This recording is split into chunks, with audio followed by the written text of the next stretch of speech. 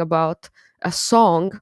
Um, this man, Julius Malema, has actually never killed anybody, but Trump actually just went to the Middle East and he met with people who are still on the terrorist list, who have killed people who are terrorists, and all these Arab leaders who are monarchies, zero democracy, but he never denounced that.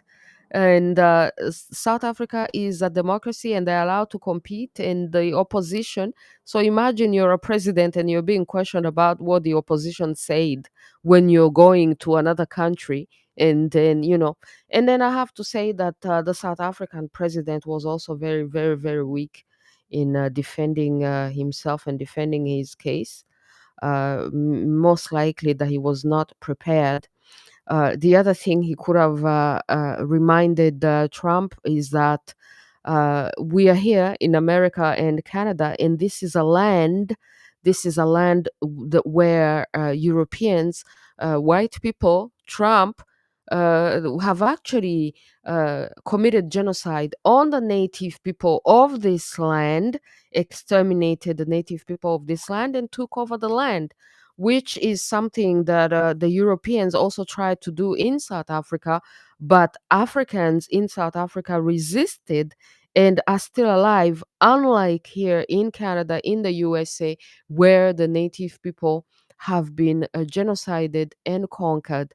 So I don't know if Trump and Musk were hoping or that Africans also become colonized and exterminated, because this is what would have happened in South Africa with the whole apartheid and with the whole people coming in from Europe and taking over South Africa by the power of the guns.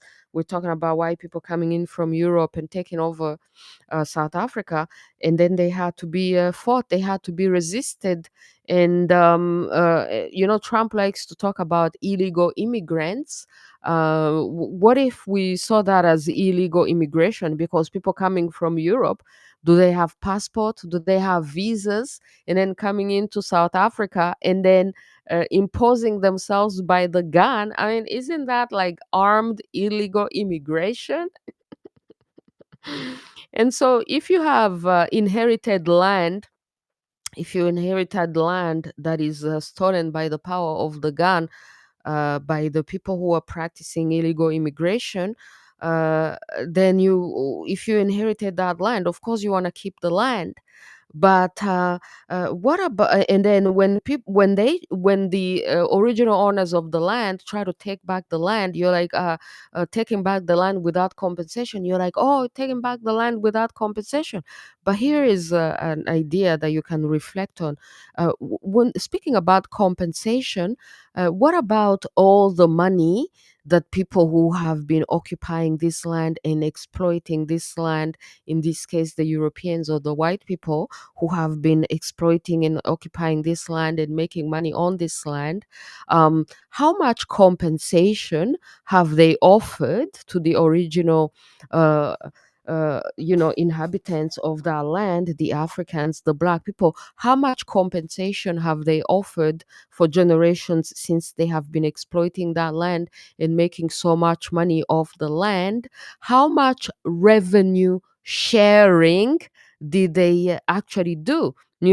So if people have made so much money, and how much money have they actually made on the land since they have been occupying the land? So if people were to calculate how much money that land, how much wealth that land has produced for them, and then say, oh, well, how much compensation did you offer versus how much revenues that you made on this land? How much revenue sharing did you offer versus how much revenues that you made on this land? And now you speak about compensation, but you have been so compensated because you have made so much money and you have become so rich by this land. So for people to take away the land without compensation, but you get to keep all the wealth that you have made on that land, I think it's a pretty great deal. I think it's a pretty great deal, my people. If it's not a pretty great deal, then let us know how much money that you have made on that land as you were exploiting it and occupying it. And let's see how much compensation that you have offered to the local people that you found on that land. And then we can start talking about compensation. So I may end on that, talking about, like, when people talk about compensation, when they have made so much money on that land already without sharing any of the revenues. It reminds me of, like the Haitians when they freed themselves from slavery, from enslavement after 400 years, a couple of hundred years of enslavement, and they fought for their freedom. It wasn't given to them. Then the French were like, oh, you need to pay us. You need to pay us compensation for the loss of income that we are going to lose because you are free. So then they are in debt for more generations because they fought and freed themselves from slavery. So don't talk about all the money that they made from slavery. No, they don't look at that. They're entitled to it. They're like, no, we own you, and if we lose you, then you need to compensate us for the loss of you working for us for free. So then Haiti had to pay, but nobody spoke about how much money you made on the Haitians. Became billionaires, and people inherit billionaires. You know, they don't talk about that. So these are all topics of reflection. And then, of course, we know the influence of Elon Musk. Elon Musk, who grew up in South Africa.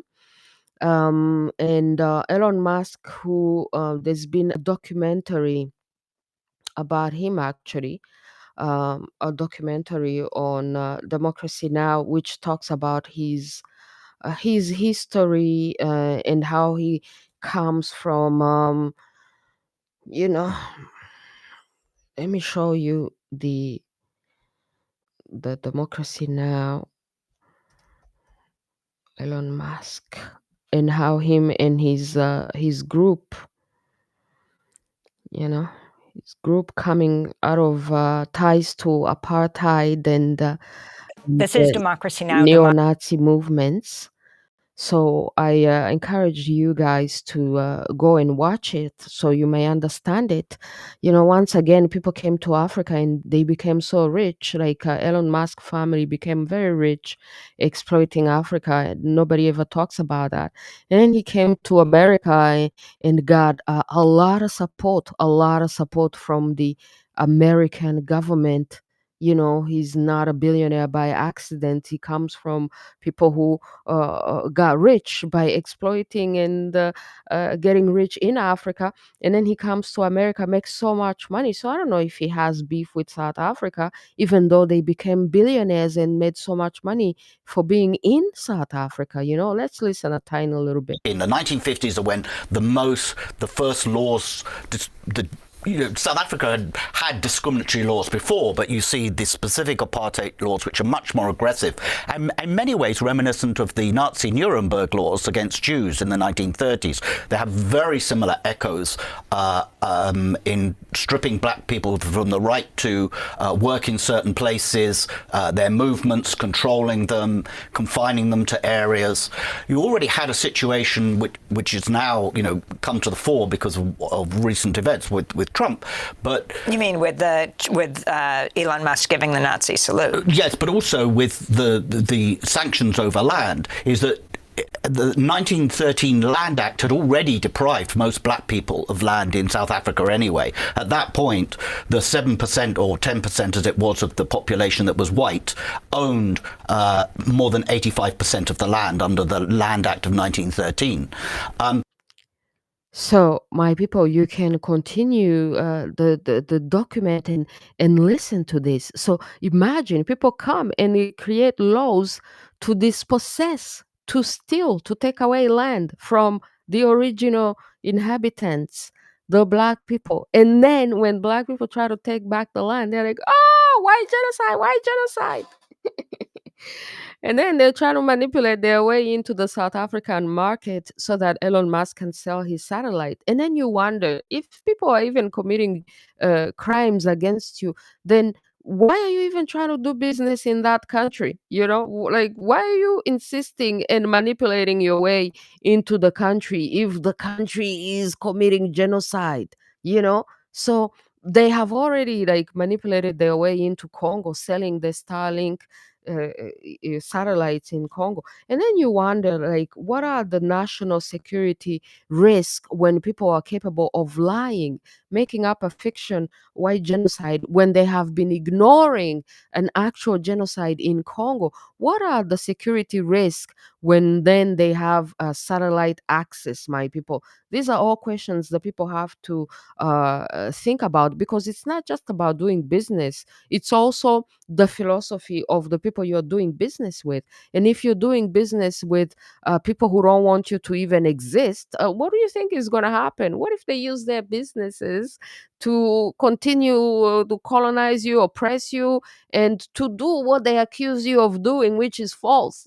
Because if anybody has committed genocide on Africans, it's actually Europeans who have committed genocide on Africans. But now inventing a white genocide fiction, wow, so offensive. So the apartheid laws kick in the 1950s. Elon Musk was born in 1971 in Johannesburg. And at that point, the prime minister was a guy called John Vorster. And John Vorster's background is very telling, really, because Vorster in the 1930s had been a member of a neo-Nazi militia called the OB, which was openly sympathetic and linked to the Nazis in Germany. It was responsible for all kinds of attacks, but including burning Jews out of their businesses in Johannesburg. And we're talking about what years? In the 1930s, so the late 1930s. And then South Africa goes to war as an ally of Britain against Hitler. The OB and the groups that support them, like Vorster, people like Vorster, they actively oppose that. They actually are in touch with, OB is in touch with German military intelligence, and they plan to assassinate the Prime Minister of South Africa, Jan Smuts, and overthrow the government and have it support Hitler. That plan fails because the Germans are unable to provide the necessary weapons and back out. But in 1942, John Vorster, later Prime Minister, stands up and gives a speech, and he talks about the system that their kind of ideological belief system, which was Christian nationalism. And he says, Christian nationalism in South Africa is the same as Nazism in Germany and fascism in Italy. It's all anti-democratic. It's all the same thing.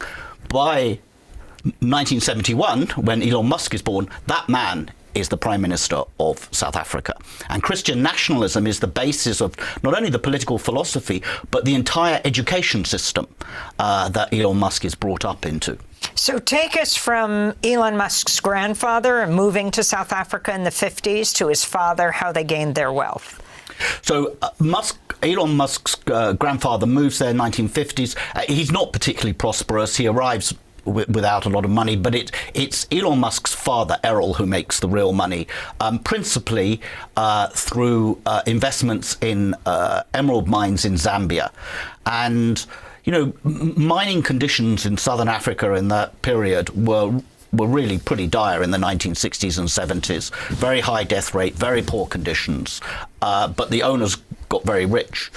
And you hear that, my people? The owners got very rich by exploiting Africans, very, very poor conditions, And today their children are billionaires because of that back support, that foundation. But they're still not happy. No matter how much money they make, no matter how many billions and millions they make, they're not happy. They still want to dominate.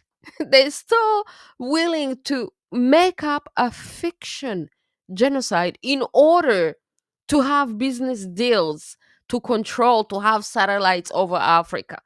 Like, listen to this. Just when are they ever going to be happy? Like, how much money is happy? And then they said America first. Trump says America first. Why can't they be happy with America and leave Africa alone? No, they have to try to sabotage Africa. They have to invent a white genocide. And then they have to bring their businesses in through manipulation. Because the issue now is ownership. South Africa being, after the local people, the black people being so oppressed for so long, they want ownership of everything that comes into South Africa, which is not a bad idea for local people to have ownership. But Musk doesn't want to give any ownership, despite the fact that he's a billionaire and he can enrich some local South African people by sharing ownership by allowing ownership, local ownership, 30%, they say. He doesn't want to do that. Despite the fact that his family became so rich by exploiting Africans, and he's already a billionaire, and he could afford to let Africans, be owners of whatever business is in South Africa and other places in Africa. But no, no, no, no, no, no, no, no, no, no.